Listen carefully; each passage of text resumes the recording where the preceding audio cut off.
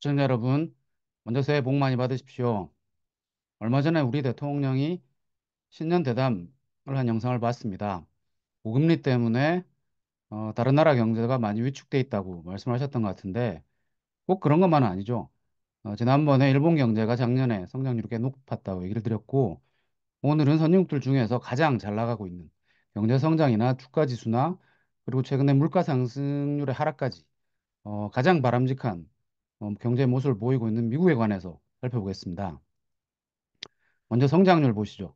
작년 미국 경제는 2023년 실질 GDP가 2.5% 성장을 했습니다. 특히 3분기에는 거의 5%에 가까운 연율 환산으로 높은 성장을 보였고 4분기에도 3%가 넘었습니다. 올해도 2%가 넘는 성장이 전망되고 있습니다. 그리고 는 S&P 500 미국의 주가 지수인데 10년 동안 2배 이상 계속 오르고 있죠. 코로나 때 상당히 많이 빠졌지만 그 뒤로 훨씬 많이 올라서 2월 9일 종가 기준으로 마침내 S&P 500이 5천을 돌파했습니다. 역사상 최고점을 기록하고 있죠.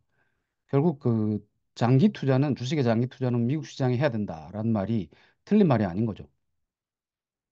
자, 국제 비교로 해볼까요? 이거는 IMF의 월드 이코노믹 아웃룩인데 다른 선진국들에 비해서 확실히 미국의 성장률이 상대적으로 높습니다. 유럽 지역은 상당히 정체하고 있고 일본은 작년에 꽤 높게 나왔는데 올해는 많이 떨어질 것으로 전망이 됩니다. 이거는 미국 재무부 자료인데 2019년 4분기, 즉 팬데믹 직전으로부터 2023년 2분기 까지 실질 GDP가 얼마나 높아졌는지 살펴보면 미국이 압도적으로 높죠. 6% 넘게 높아진 반면에 유럽이나 일본은 2, 3%대라서 회복이 늦습니다. 그걸 그림으로 다시 살펴보면 이건 2015년에서 2019년까지 팬데믹 이전의 성장 추세를 쭉 이어서 과연 최근에 그 팬데믹 이전의 성장 추세까지 복귀를 했는지를 보여주는데 다른 선진국들은 사실은 회복이 굉장히 늦고 미국만 성공적으로 이전의 성장 추세에 복귀했다는 걸 알 수가 있습니다. 자, 그럼 문제는 왜 다른 국가들에 비해서 미국이 이렇게 좋은 성과를 보이고 있느냐 하는 건데 가장 중요한 요인은 역시 미국 정부가 가장 적극적이고 대규모로 재정 확장을 실시했기 때문입니다. 이 자료는 IMF에서 집계한 건데 2020년 초반 팬데믹이 발발했을 때부터 2021년 중반 약 1년 반 동안 각국 정부가 팬데믹에 대응해서 얼마만큼 재정 지출을 실시했는지를 보여줍니다. 이 파란막대가 직접적인 재정 지출인데 미국이 압도적으로 많죠. GDP의 약 25.5%나 되는 대규모의 재정 확장을 실시를 했습니다. 그러다 보니까 재정 수지도 다른 국가들에 비해서 미국이 압도적으로 재정 수지 적자가 큽니다. 2020년, 21년, 23년, 24년 계속 높은 재정 수지 적자를 보이고 있죠. 반면에 한국은 가장 보수적인, 어떻게 보면 상대적으로 긴축적인 재정 적성을 폈다고 할 수 있습니다. 이 지표는 참고로 구조적 재정 수지인데 이 재정 수지는 경기 변동 효과를 제거하고 재정 정책이 과연 확정적인지 긴축적인지를 가장 잘 보여주는 지표라고 할 수 있습니다. 또 한 가지 이제 미국 경제에서 주목할 만한 부분은 최근에 그러니까 기업의 투자가 특히 그 제조업에서 기업의 공장 건설 투자가 굉장히 높아졌다는 걸 확인할 수 있습니다. 이 지표는 백악관에서 가져왔는데 2023년 들어서 미국 제조업의 공장 건설 투자가 굉장히 늘어나죠. 이거는 이제 역시 2022년 이후로 바이든 정부가 산업 정책, 즉 IRA나 칩스 앤 사이언스법 등을 통해서 전략적인 산업, 반도체 산업이나 그린 에너지 산업, 배터리 산업 등을 보조금을 주거나 아니면 세액 공제 등을 통해서 전략적으로 발전시키기 위한 그런 노력들을 많이 펴고 있지 않습니까? 이러한 노력들에 부응해서 기업들이 관련된 공장 건설을 굉장히 늘렸던 거죠. 이렇게 최근에 기업의 투자도 늘어나고 그리고 무엇보다도 재정 확장으로 인해서 당시에 팬데믹 때 미국 가구가 초과 저축이 굉장히 많이 커졌습니다. 이런 초과 저축들이 그 이후에 민간 소비의 그 견조한 증가로 이어져서 경제 성장률을 이렇게 견인을 했던 거죠.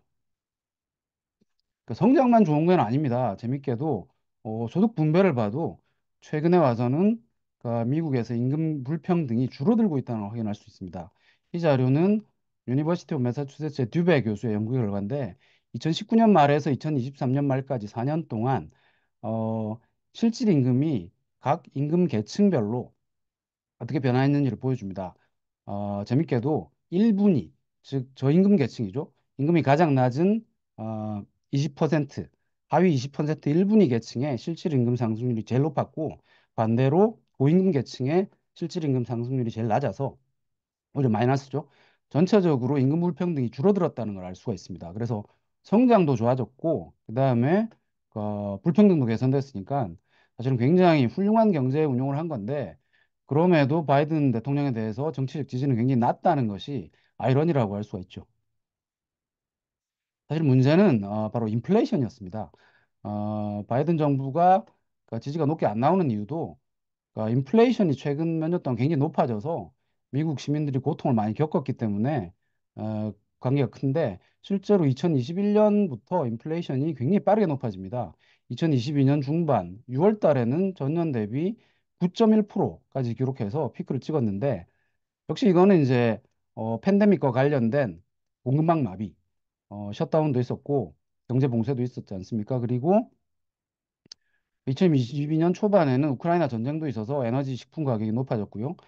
또 이와 함께 얘기 드렸듯이 재정 확장이 굉장히 컸기 때문에 총수는 촉진돼서 이런 여러 가지 요인들을 배경으로 인플레이션이 굉장히 빨리 높아졌는데 재밌는 것은 2022년 하반기 그리고 2023년 내내 오히려 인플레이션이 최근에는 굉장히 빠르게 떨어지고 있다는 걸 확인할 수가 있는 거죠.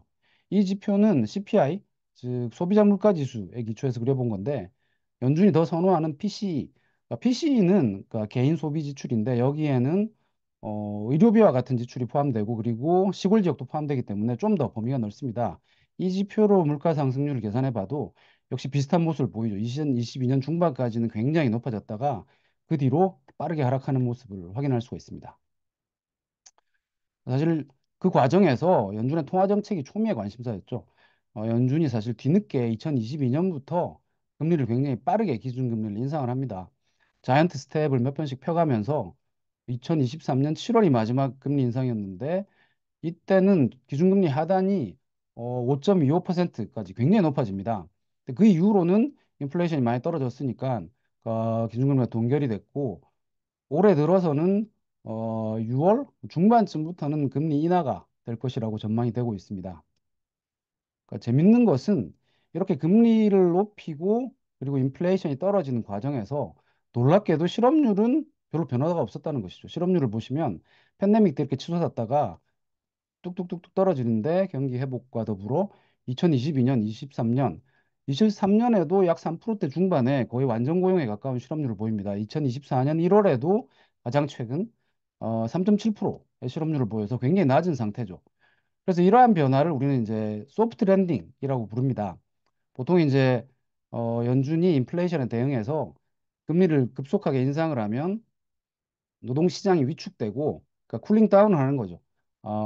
실업률이 높아지고 경제가 정체되면서 총수요가 억제되니까 인플레이션이 내려가는 그런 그 과정을 기대를 하는데 실제로 2023년 미국에서 일어났던 것은 금리가 높아졌고 그리고 인플레이션이 빠르게 떨어졌는데도 실업률은 거의 높아지지 않아서 가장 이상적인 그러니까 바람직한 그런 소프트 랜딩의 모습을 보였다고 얘기할 수가 있는 거죠.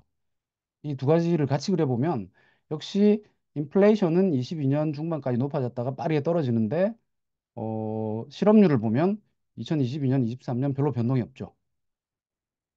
그래서 이 자료들을 가지고 필립스 곡선을 한번 그려보면 필립스 곡선은 아시다시피 X축이 실업률이고 Y축이 인플레이션입니다.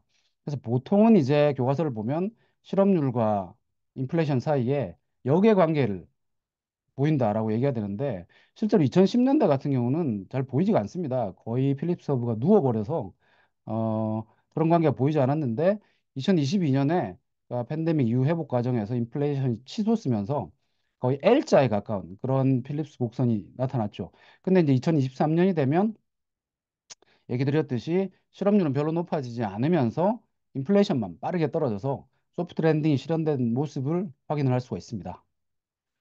사실 그래서 이렇게 미국에서 2021년 이후에 인플레이션이 굉장히 빠르게 높아졌다가 내려가는 과정에서 유명한 거시경제학자들 사이에 예를 들어서 뭐 서머스 교수나 블랑샤 교수 그리고 크루그만 교수 등 사이에서 굉장히 치열한 논쟁이 있었습니다. 예를 들어서 인플레이션 원인이 공급 측이 더 중요했는가 아니면 수요 측 요인도 중요했는지 그리고 인플레이션 얼마나 오래 지속될 것인지 그리고 보다 최근에는 실업률에 얼마만큼 높이 실업률이 상승돼야지 인플레이션이 하락할 것인지, 즉 소프트 랜딩이 가능할 것인가 아닌가를 둘러싸고도 굉장히 치열한 논쟁이 진행됐는데 결론적으로 봤을 때 미국의 인플레이션 변화는 여러 학자들한테 굉장히 놀라운 을 던져준 그런 변화였기 때문에 여전히 그 거시경제학이 인플레이션을 이해하고 그리고 그에 대응하는 통화 정책을 논의하기 위해서 더 많은 연구 과제가 필요하다라는 그런 목소리가 높아지고 있는 것 같습니다.